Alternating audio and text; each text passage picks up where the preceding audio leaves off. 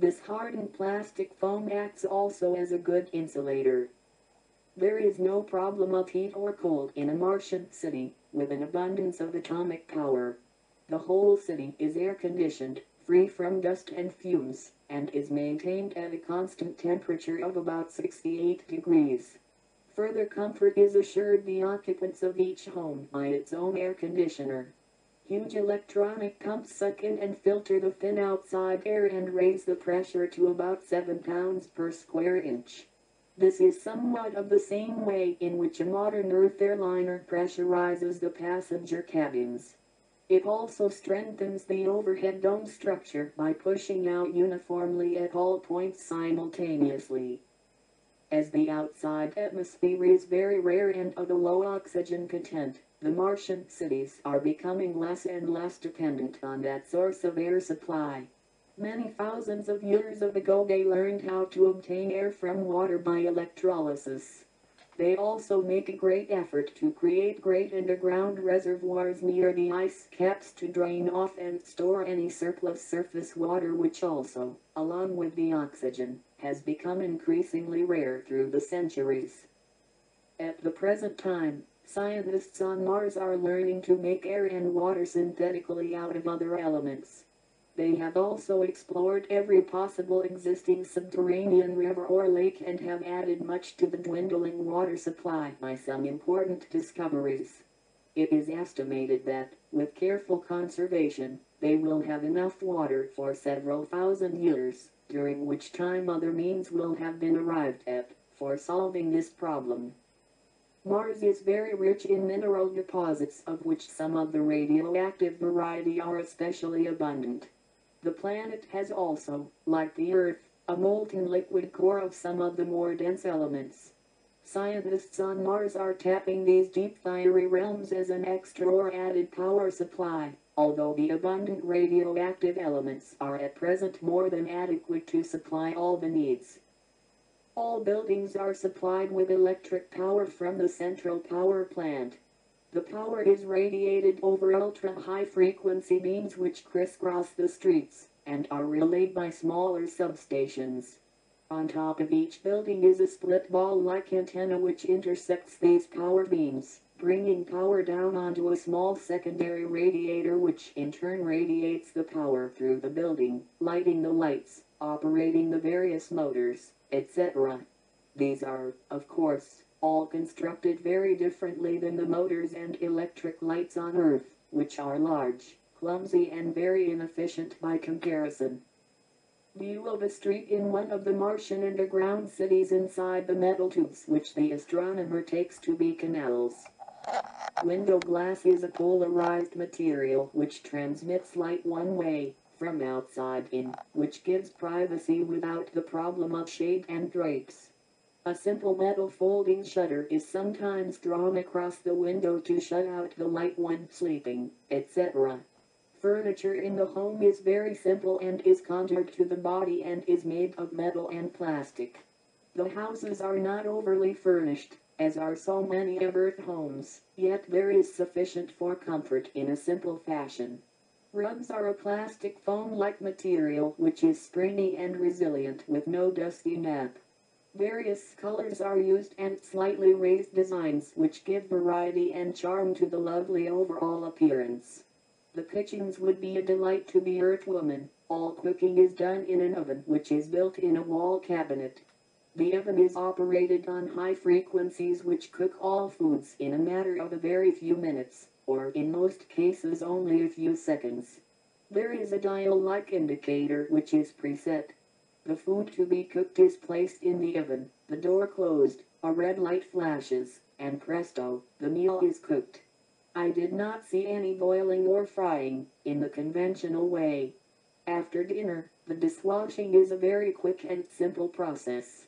The dishes are placed in a metal cabinet, a dial set, and after a few minutes all are clean and sparkling, no water is used. Instead, stream of electronic energy of some sort does the job. The dishes are made of a plastic-like material which is repellent to soil. The bathroom is also quite different. The stool appears or disappears in the wall, as needed. Disposal is efficiently taken care of by electrolysis. Very little water apparently is used.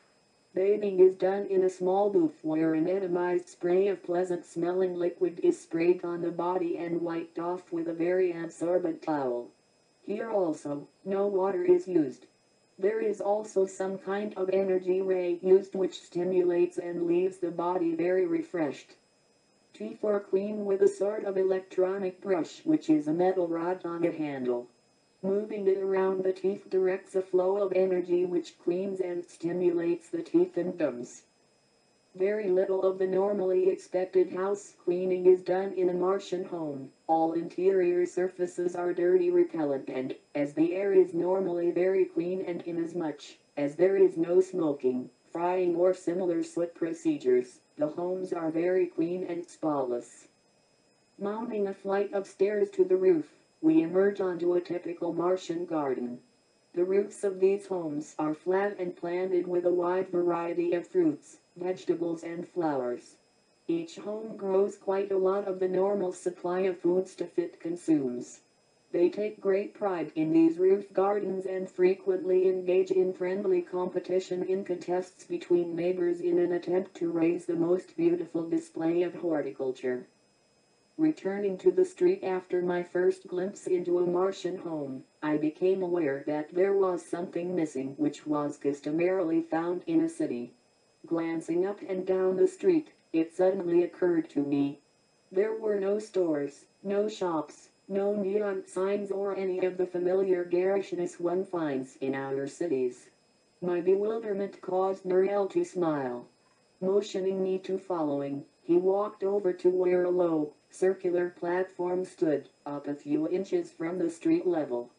We stepped on this platform and almost immediately began a slow descent through a metal tube. On coming to rest, a door opened and we stepped out into what was another great surprise. Now I understood why the street slanted up and the lack of stores and commercial buildings, for here stretched out before me was a huge shopping center, which in some odd way reminded me of one of our annual state fairs. Up and down and around were streets and aisles with shops and booths displaying the many articles of clothing and food familiar to the Martian way of life. There was, however, noticeable differences. Little or no advertising was used. The shop owner sat or stood quietly by or worked on various articles he, or she, sold. A quaint system of barter and exchange is generally prevalent, although some form of script, currently similar to a department store charge plate, is also used. Martians are inherently honest. Stealing is almost unknown. Consequently, there is no need to accumulate more than is needed, for they do not have the fear of insecurity. There is no price haggling over various transactions. Some sections have mechanical automat-like dispensers in which a keyed charge plate is inserted and withdrawn after the article is discharged. Another curious feature of these marketplaces are the escalator sidewalks. On several of the main thoroughfares were double tracks, one coming and one going, with a small bench-like seat to sit on. A person nearly stepped on, sat down and was moved slowly up and down in front of the various stalls or shops. Everywhere I turned to look I saw happy, smiling faces with none of that taut, drawn look that is so prevalent in our cities. I was informed that there are several of these centers, which are regularly interspersed around the circumference of the cities and located in the space formed by the floor of the dome and the rural sections above. In between these market centers, much space is devoted to the cultivation of various crops, one of which is a grain very similar to millet. There is also a species of rice which grows with very little moisture. It seems that many of these plant crops have been evolved through a Burbank-like process to a point where they require the absolute minimum of water. No heavy manufacturing is done in these cities, but there are several domes which are devoted to, and used almost exclusively for, this type of work. But time was slipping by, and reluctantly I followed my guide to another elevator and we ascended back to the main level. As we walked along one of the streets, I could not help but feel overawed by the beauty of all the things around me, the lovely homes and roof gardens, the landscaped parkways growing lush with fruits and flowers, the peace and quiet which was everywhere. I looked curiously at some of those who were passing by, although I do not believe they could see me in my astral state. At least, if they did so, they gave no indication that they were being rudely stared at, and I assumed their smiles and greetings were meant for Noelle. I did not see any indication of the use of any cosmetics on the women's faces. Their eyes were quite large and black with a distinct slant. The skin was wax-like and beautifully colored, lips red and well-shaped, which in all left nothing to be desired in any external adornment. There are other things which were noticeable by their absence. There is no smoking, the use of tobacco being unheard of. Noelle chuckled when I asked about this, stating that such a practice was grown-up thumb-sucking and was a habit belonging only to those who were not completely weaned. The drinking of alcoholic beverages is also unknown, so there were none of the familiar taverns or liquor houses. No doubt many of the Earthians would be lost on Mars without their familiar daily and hourly inhalations and libations of pep and belly wash. The people of Mars are smaller than those on Earth, only averaging about 4 feet 6 inches in height. They are somewhat Mongolian in appearance. The texture of the skin is very fine and soft, while the hair is usually straight, black, and quite fine.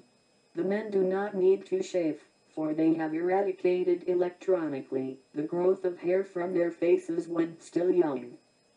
Martians are much older in soul evolution than the Earthians. They originally migrated in spacecraft to Mars from a dying planet more than 1 million years ago. They also came to this Earth and started a colony but found it impractical to maintain. It was also explained by Noelle that this colony became our Chinese race through the evolution of time. The Martians are a quiet, peace-loving people. Their clothing is simple with long, loose flowing lines, with nothing to bind them, in many brilliant colors including many shades we know not. All clothing is made of synthetic materials, as no natural fibers are grown. Talking, as we walked along, we soon came to the end of the street, where it joined the center hub. Before us was a very imposing structure which formed part of the circular center section. As we entered, I immediately became aware that it was some kind of laboratory. Various strange chemical odors were faintly discernible. We were met at the door by another Martian named Uzak. He was dressed in a bright yellow cloak or smock with a large blue circle with a cross in the center, embroidered on the right side of the breast, which denoted his rank as a head scientist. After introductions, he took us in tow and we proceeded to make a tour of this great laboratory. The first section we entered was devoted to research, Uzak explained. His science was very much advanced compared to that of Earth. On Mars, the scientists know how to create and grow live tissue as well as plant chlorophyll. This is done by an elaborate process which involves the use of certain kinds of life-creating radiations or energy streams. It was explained that energy was actually, in a sense, tapped from the fourth dimension, and that in such a state it was constructive and intelligent and could create life in artificial tissue or plasma. Passing on into another section, which proved to be a clinic, we found a number of doctors and attendants busily engaged in various activities. These people were dressed in bright blue garb. We did not tarry long here, but as we passed through, Uzak explained that, while there is very little sickness, the same knowledge of radiant energy was also used here to treat various physical and mental disorders. A malfunctioning kidney could be restored in a matter of minutes or, if damaged, could be partially or completely regrown in a few hours. Cancer and many other so-called incurable diseases are removed or corrected in the same electronic way. It was also explained that in all cases, the patient was given a psychic diagnosis which correctly locates the true originating cause as a psychic pressure or shock incurred in either the present life or in some previous lifetime. Extended psychosomatics. Mental disorders, while rare, yield quickly to this treatment which quickly removes or rectifies these malformed vortices, or thought wave patterns which have been incurred in the subconscious or psychic body. There are no jails or prisons. Crime is considered a mental disorder and treated thusly. Such treatment is kept secret and not exploited, as we do, therefore there is no deflation of the ego. There is no pain or shock or lengthy doctoring. Usually the patient is home in a matter of hours. But here again we have come to another section. In the rear of this great building, upon entering, I am again impressed with the tremendous array of strange and unusual-looking apparatus. I have visited laboratories, but nothing like this. Going over to the side wall where there is a row of small glass tanks something like aquariums, I noted that over and around each one is a tremendous array of tubes, pumps, cables, etc. Looking closely into the tank, I see a yellowish cloudy liquid with something in the center which looks like a baby. Recovering from my surprise and shock, I was assured by Uzak that it was a baby. He went on to say that their science had advanced to such a point that this laboratory development was possible under conditions similar to those of natural growth in the womb of the mother. There is first grown a capillary system from two main tubes spaced about a foot apart, a web of tiny tubes form. These in turn unite in the center and form a structure similar to that found in the body. This structure is grown in this aquarium-like tank in a plasmic-like liquid under radiant energies. After the capillaric web is formed, a membranous tissue grows over all. This is the artificial placenta. The ovum from the mother is then attached and inseminated with the father's spermatozoa. From then on, the fetus grows in a normal way, being attached to the placenta with the umbilical cord supplied with the natural blood supply which actually, in part, comes from the mother. Under these controlled conditions the natural incubation period may be reduced by 1/2. The blood supply is constantly refreshed and purified from a central blood bank or with such similar Rh factors. View of a portion of one of the Martian laboratories which serve as an artificial gestation period to bring a baby into existence when natural birth is impossible. Muriel further explained that this laboratory process was only taken advantage of by those women who could not ordinarily bear a child or where there were other and sufficient reasons for so doing. Passing through this laboratory, the guide went further into the problems of birth control and sex. He stated that children are limited to usually two to a family so as to prevent overcrowding and a lessening of an advanced family relationship. The ratio of births is usually determined by the death rate average.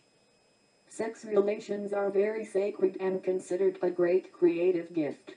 There are none of the usual sexual stimulants, such as advertising, spiced heavy foods, etc., which tend to overexcite the people of Earth.